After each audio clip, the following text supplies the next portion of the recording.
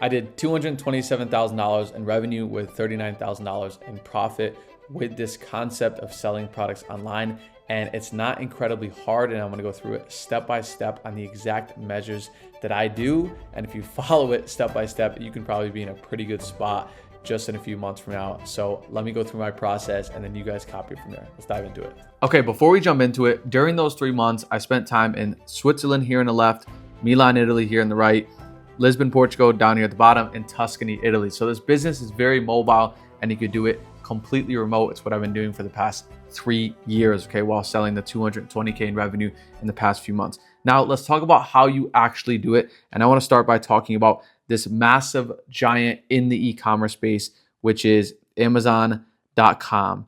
And I know that pretty much maybe you have or haven't heard of Amazon, but look, here's the reality of the situation. I'm not familiar with dropshipping, Shopify. Tons of people are making a lot of money from that business, but tons of people are also making a lot of money from this business as well. Now, the process and approach that I take with Amazon.com isn't gonna sit here and tell you to go buy from Walmart, go buy from Target, Kohl's, whatever it may be, leverage credit cards, and try to get rich, because that does not work on Amazon. Those days are completely over if you're trying to create this little bit of a reselling business. You're better off going to eBay to buy shoes and try to resell them to your old schoolmates or school friends, because that might be a better process. So the way we're going to talk about this is in two really good ways to kind of break it down, because I feel like it's the best way. One is going to be sourcing, which I'll call S, and the second is going to be basically fulfillment, because we need to know how can we run this business completely remote? How in the world can you sell 220K in revenue without touching a product? And how do we actually find these products? So let's start with sourcing, because it might be the most important part of any e-commerce business aside from what I do with my Amazon process, okay? Now, typically, when it comes to sourcing, what it looks like is me as a seller, what I'm gonna do is buy from a supplier, right? And that supplier could be Walgreens, it could be Walmart, it could be Target, you name it. And the problem here with this is, spelling Target wrong, that's not the problem. But the real problem is that you're limited to purchasing units, right? It may be +5, maybe you can buy 5, maybe you can buy 10, whatever it may be. But it's frustrating because you can't spend your entire day focusing on buying +1, +2, +3 to try to get to 20 or 30 units. Because the reality of the situation is, unless you're buying really expensive products that are like, $100 or more, or even maybe $80, you're gonna need to buy a lot of units and sit there at the computer all day hitting purchasing until you get to the amount of inventory that you wanna accumulate. Now, that's only on one product. Can you imagine if you had a catalog of 10 or 15 or 20 products, okay? Now, I'm not gonna sit here either and tell you that this model is the way to do it, because it's not, right? Especially when you're just starting off. Now, this is a great model to work into as an Amazon space, and the Amazon business in general, or just any e-commerce business. But the wholesale model requires a lot of capital and money to get started with. Now, don't get me wrong. I dip my toes into wholesale now. I have supplier relationships and whatnot. But this is a terrible method for cash flow and to get started. So I'm going to write beginners, no, because it's a terrible way to get started. And for your money's sakes, is also a terrible way, because when you're working into this business model when it comes to Amazon, you're waiting for your money to actually make you money, right? Because the inventory is taking 2 weeks on a truck, 1 week on, the manufacturer has to, get it to the distributor. There's a whole lot of different kind of moving parts. And when you're just starting off, if you're spending $1,000 in inventory, first of all, you probably can't work with those wholesalers. But second of all, your $1,000 are just sitting as dead money for a little bit of some time. So there's no profit or progress for that matter in that situation, okay? But now the real way to do Amazon to scale to 220K in 3 months or 220K per month is buying from these smaller retail suppliers. Because when you do that, you don't need an LLC, you don't need a tax permit or some sort of tax, exempt certificate, because all you're doing is you're operating as an individual, all right? And it's a very simple method that, okay, well, what if they ask me these questions? What should I do here and there? But in this method, when you're operating here as an individual, any regular person can go to these suppliers or retailers to buy from them.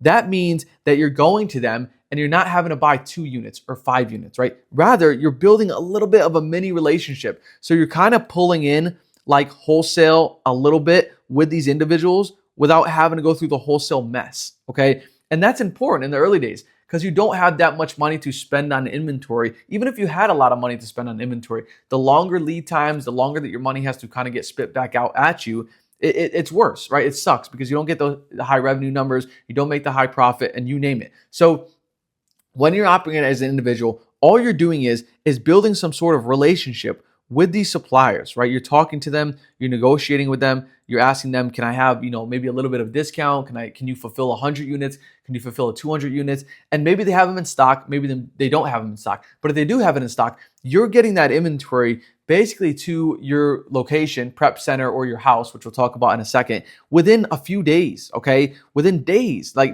now, when you're doing the wholesale process, you're looking at weeks. And you're doing days compared to weeks. Of course, unless the supplier is, on back order or something like that. But if you get your inventory into where it needs to be in 3 days rather than 3 weeks, there's a chance you could roll over your money much faster time and time again in this 3-day method. So what it looks like is literally just reaching out to these smaller retailers, maybe not mom and pop, maybe not that level, but if you can, you could build a relationship with them even better. But ones that maybe the regular person wouldn't hear of, maybe you wouldn't hear of, but there's a little bit of an avenue because you have to make sure they're trusted, right? Because we know when we're buying from Walgreens and Walmart and Target, whatnot, they're not going to burn us. And if they do, we're just going to get a refund and whatever it may be, right? We're going to be okay. But when it comes to these smaller retailers, they're used to dealing with customers who can, supply or who are buying $20 or $30 at a time. Maybe they're coming into their store and not spending much money, but it works for them because they're a little bit of a mom and pop or they're a smaller retailer at different sides of business and whatnot.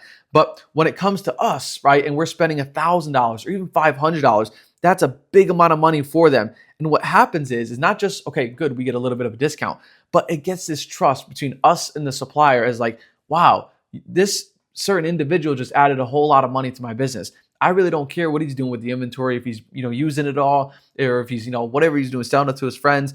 And this little trust and relationship allows us to spiral this into something much bigger than just selling this one product. It spirals us into building a catalog by having a relationship with this one retailer, okay? Because now spending $500 into one product turns into $2,000 across 4 products, okay? And at 30% ROI, right? Okay, yeah, it only might be $650 in profit, but you do this over and over and over again with a number of different products to build a catalog with 3 or 4 retailers.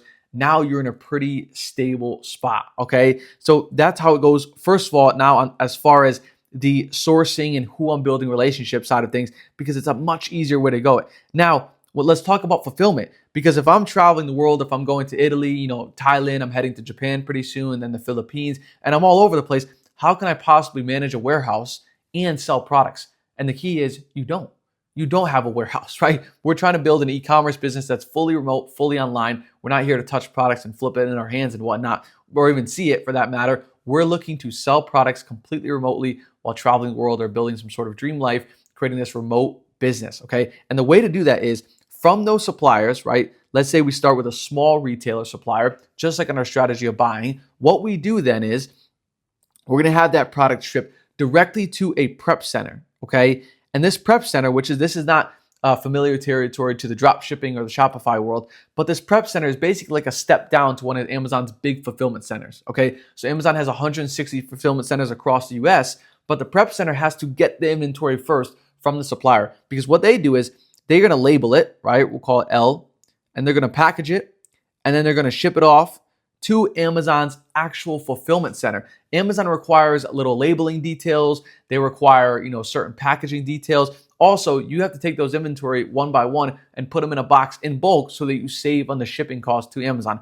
Now, the shipping cost inbound to Amazon isn't very much because they're partnered with UPS. But anyways, you want to save where you can. So the prep center helps you with this. Now, you might be asking, well, they must cost a fortune. I might have to pay a lease payment, $500 a month, $200 a month, whatever it may be. And the answer is no. What these prep centers actually charge is they charge per unit that you ship into them that they ship out. And that could be anywhere from, 75 cents or even 50 cents at scale. We'll call it 50 cents because if you're doing thousands of units every month, and even as high as, maybe a $1.50, right? Now, when you're paying them this, it's a lot easier to build the business rather than paying a lease payment, a warehouse payment, whatever it may be to kind of have a facility, because you're basically just crediting them what they deserve on the amount of work that they did for per unit. So if you have a slower month, it's not like you're going to pay the same lease payment, right? Or if you have a higher month, it's not like you're going to pay a higher lease payment. You're paying a higher prep payment, okay? So it's all relying on how many products you find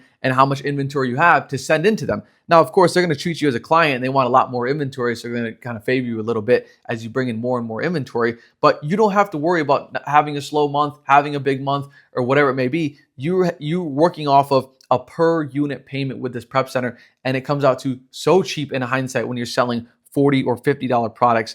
It's literally unbelievable to be able to kind of travel, do whatever you want, and have them do this heavy lifting with a warehouse liability, and you have your hands off of it, okay? Now the next step in it, when that prep center gets the inventory, they package in those big boxes, everything looks good. Where does the inventory go? And that's where Amazon's fulfillment centers come in. Now, Amazon's fulfillment centers take in this inventory, and they then, what do? They store it in parts of the facility, they package it into where it needs to go. And when you get an order, that inventory is going directly to the customer, okay? We're going directly to the customer now.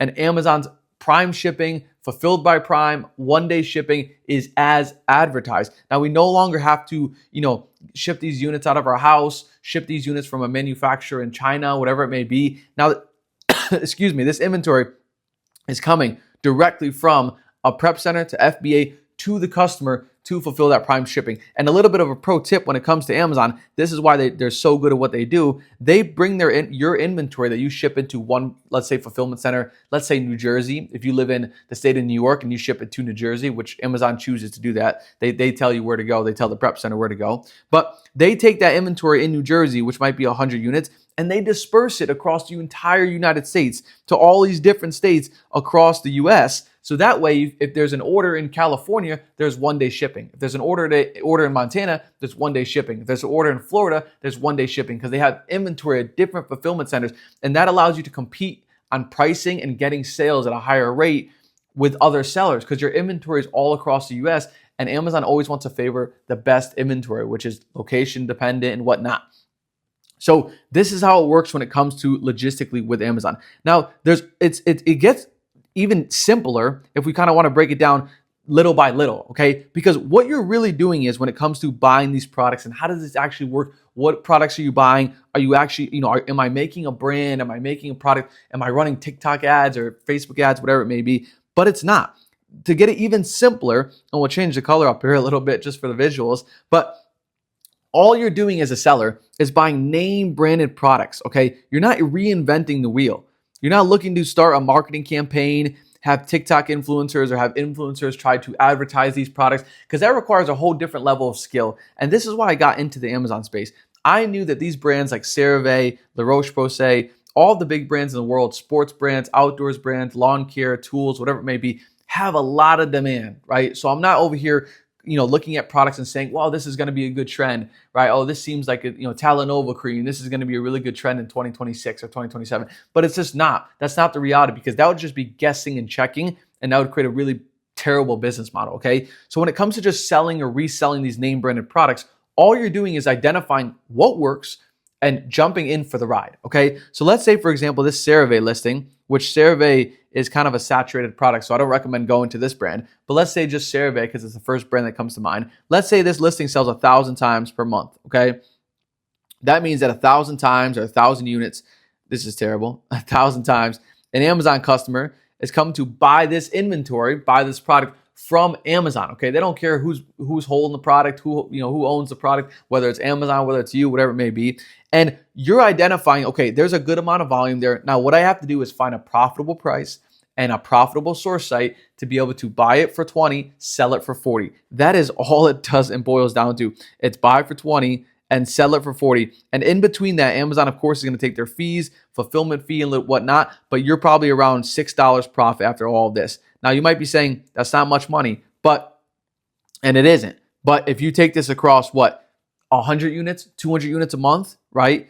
Plus 100, we'll call it 100 units, that's $600 profit. If you add 5 products to your catalog, that's $3,000 a month. You're pretty much traveling anywhere in the world, without a worry for $3,000 a month, unless you're going to Dubai or Monaco and whatnot, okay? But this is as simple as the process can get. And this is what I did to achieve $220,000 in revenue in 3 months. And the business is only growing faster and faster to 100K per month and then 200K per month and you name it. But just having more money into the business, more inventory allows it to grow. So there it goes on basically a speed run. And I want you guys to copy my exact process to get to those 200K in 3 months revenues or 100K per month in revenues, because it's a very simple process. As soon as you learn it, there's a little bit of an entry barrier to learn it. Watching these videos helps, and then you're breaking through. So there we go, guys. If you like this video, as always, please like and subscribe. I'm going to continue to make these every other day for the rest of your life, and I have cool trips coming up. So stay tuned for that. So I'll catch you guys for now.